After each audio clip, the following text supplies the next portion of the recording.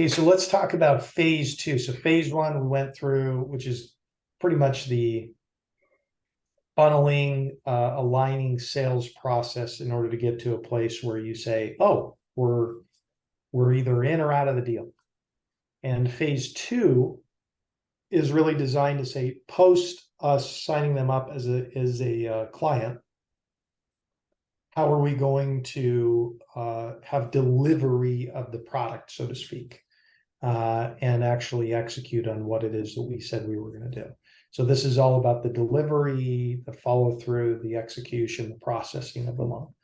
So once we, get, we open the file, okay, then what we do is we're going to sync share folder with the client. We're going to get all the information from them, organize the files in a particular way that everything's nice and orderly in there, because we're trying to create a deal room for the sort of the lender to be able to go in and get access to. And so what would happen is we're just going to get updated contact information for everybody that's going to be involved in the transaction, all the way from the underwriter to the loan processor to the originator, any and all parties that are involved. We want to know who they are, and we want to be able to do that. So what'll happen is we update, get all the information, and then the next thing we're going to do is to have kind of a, I would say, reviewing the term sheet again with the lender, making sure prior to us getting a kickoff call that we're clear on all the terms, that everything is finalized, that there's no skewedness at all.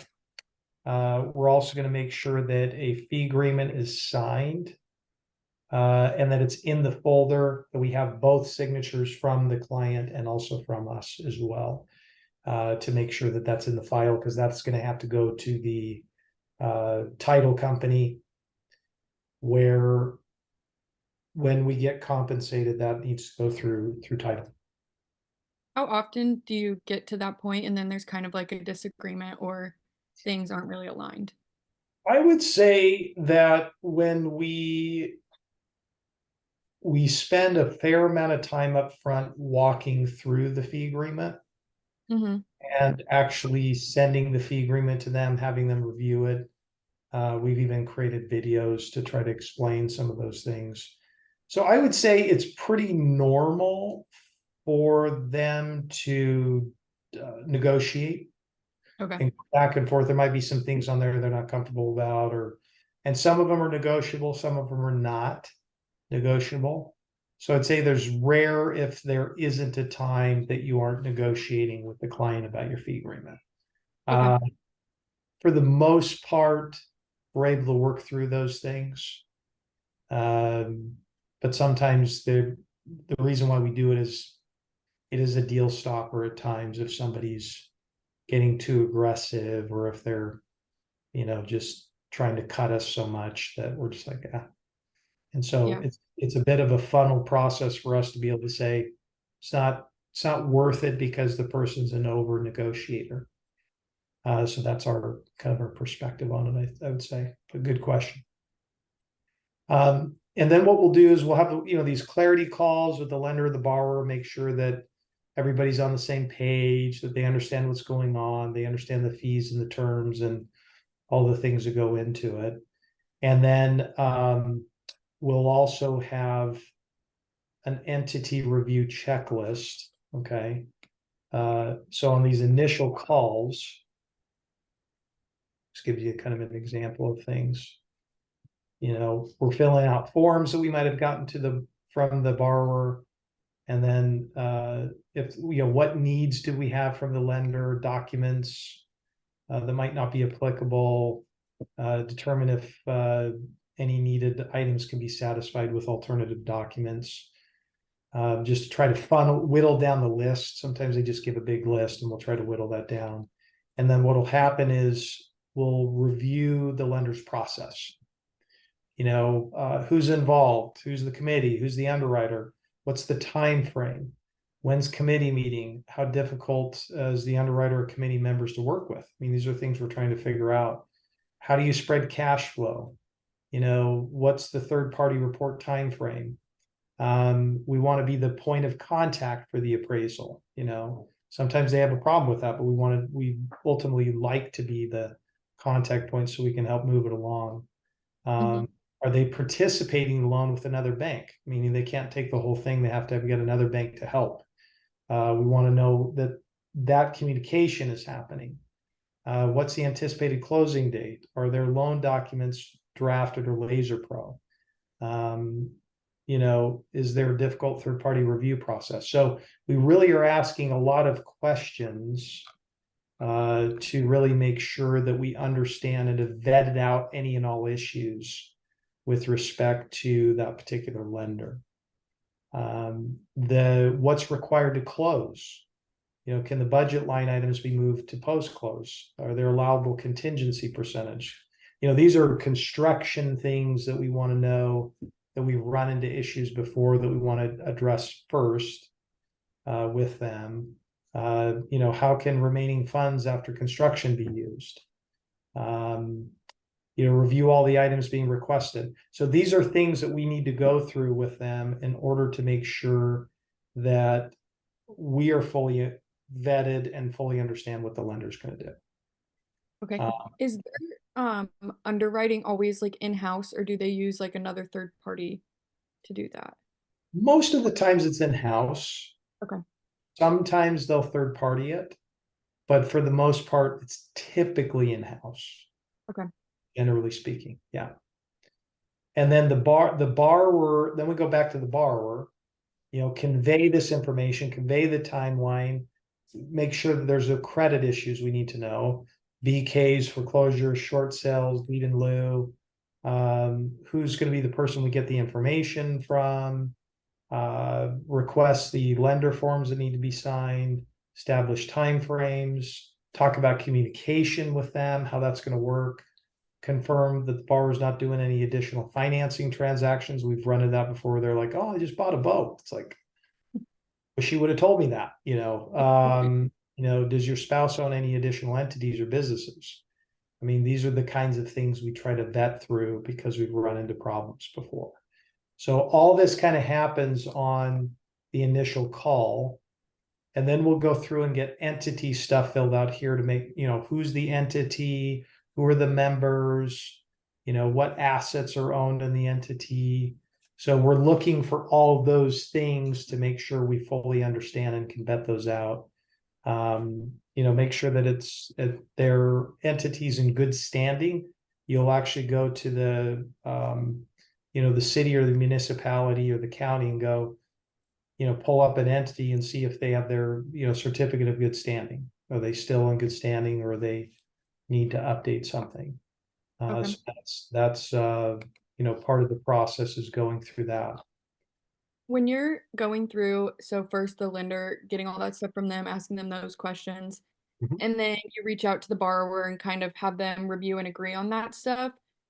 Is the lender and the borrower in contact directly with each other, or do you receive information and then relay it and then go back and forth? Yeah, it's a great question. I would say for the most part, the answer is it's all the above. I mean, like the lender a lot of times wants to talk directly to the borrower, which we don't have a problem with. We try to run interference as much as we can, but the lender obviously wants to have direct contact, which again, we don't have a problem with. What we try to always encourage the borrowers to make sure that we're up to speed on everything that's going on, that they don't, that they're not agreeing to something that wasn't agreed to, that they're not getting themselves. We've just seen a lot of times the lender will change the terms or change something the borrower had no idea. And if they would have just run that by us, or they probably wouldn't have negotiated themselves into a corner. Okay. So those kinds of things we have to be real careful of, and we make sure that we are still intimately involved in the deal. And then what we do is we go through a kickoff call, and we get everybody on the phone, all the appropriate parties, title, legal, everybody and anybody that we can imagine. And we basically just kind of go through all this stuff. What is the goal? Who are the guarantors? A lot of this might be pre-filled out that we'd already done on the initial calls with everybody. So we'll try to make sure that we're just filling in stuff that we might feel is necessary, reviewing fees and making sure we're understanding these things. If it's SBA loans, here's some things we may want to do. Construction loans, we kind of walk through this again. If it's purchase, here's some important things in yellow.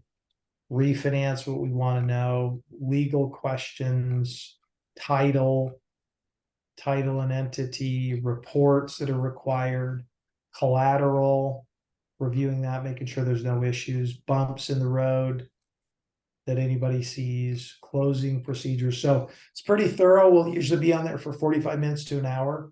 And we're just trying to hammer everything we possibly can imagine on this. And that just kicks us off to like get everybody on the same page. A lot of times we'll do weekly check-ins with everybody. Hey, let's hop on for 5 or 10 minutes. How we doing? How we moving along? Are we getting stuff? It just creates a level of accountability to go, okay, we're meeting again. I know I've got to get some stuff done. And so that's why we spend the time doing that, because we just need to make sure that our job is quarterbacking, like moving the ball forward, just prodding this thing along to make sure that we're getting it over the finish line. Okay. And so that's a lot of times what'll happen. When we're dealing with third parties, so this is appraisals and insurance agents, these are the steps we go through with each one of them. We look, ask them questions, get on the phone with them, make sure they're doing their job as well, so that we're not just waking up and going, oh crap, the appraisal came in completely off and nobody was communicating with them. They might have gotten the wrong information. It's the communication breakdown becomes a real big issue if someone's not constantly on top of it, making sure that they're answering the questions that they need to do. And is that why you asked to be the main point of contact during? Okay. Yeah, because I can't tell you how many times like the appraiser's like, oh, this is an owner-occupied building. And it's like, no, it's not.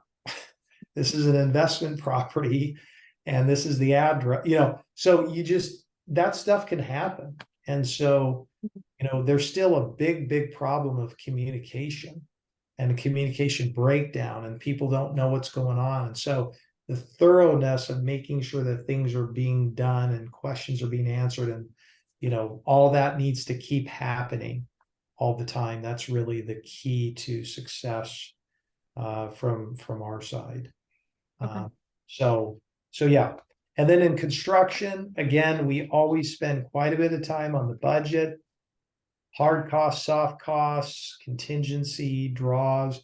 We look at this because this can kill a deal if all of a sudden they get their bids back and it's 30% higher. It's like, oh, what happened? So we have to make sure that that's appropriately manifesting itself. So we stay in front of that stuff.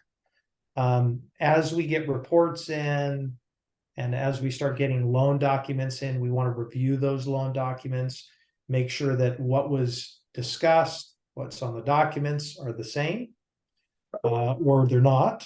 You've seen that happen before, where it's like, well, wait a minute. This is the rate we agreed to. This is the rate that's on the docs. We need to get that fixed. And so, those kinds of things we try to, we're not attorneys, but we want to make sure the majors that we're going through, and we always try to tell the client, your job is, we're not attorneys, you can hire one, but you got to review them yourself. We can look at the bulk of stuff and at least tell you, we're in the ballpark. And and then they have to hire, legal sometimes. Sometimes We have to get like a literal legal because they have to draft additional documents or, but for the most part, that's what takes place. And then we close the deal. So we get into closing, then we start going into, the checklist that needs to happen before we close, outstanding items, draft documents, reviewing the settlement statement to make sure everything on there, the costs are all correct for closing, the purchase price is accurate, taxes, all those things. Fee agreements got to go in there. Draft documents for them to review, confirm the borrower would like to sign, so all these things kind of happen to make sure closing is as smooth as possible. So the client's not surprised when they get to closing. You don't ever want to go there, what is this? How come nobody told me about this? That's happened. And, sometimes it's because we didn't do what we were supposed to do. And this is why we've created all this stuff. And then sometimes it's just because they don't ever review anything, wait till the end, It's like, well, you got to review things. So, and then once post-closing happens, this is all the stuff that we do post-closing. So it's all the stuff that we have to get for the file, because we're audited by the state. And so we just have to have this stuff in the file, which is kind of funny because every time the state comes in to audit us, they're used to residential. They're not used to commercial. So they're always like, is that all you do is commercials? Yes. And these sweet ladies kind of come in for about 2 hours and then they leave because they don't even know what to look at. Okay, thanks. Here's a suggestion. So this is kind of one of the things we do just to keep tabs on the status. There's things we need to send out to the client just to make sure we've got everything in order. And then just these were solutions that we tracked, said, here's some ways that we solved problems through the process for you. And one of the ways that we can add value to the client. So as you can see, the phase 2 process is pretty comprehensive. It's a lot of hand touching, a lot of hand holding, a lot of checking, following up, making sure, doing all these things that are necessary to make sure that the client can have a delightful and successful experience for them to be able to do, when all is said and done. Because remember, again, we're in the business of delighting the client with a simple funding experience, right? That produces confidence, resulting in $2 billion in revenue. And so these are the ways that we can do that for the client ultimately to help shepherd them along to a successful close as they deal with it. And so that's really the phase 2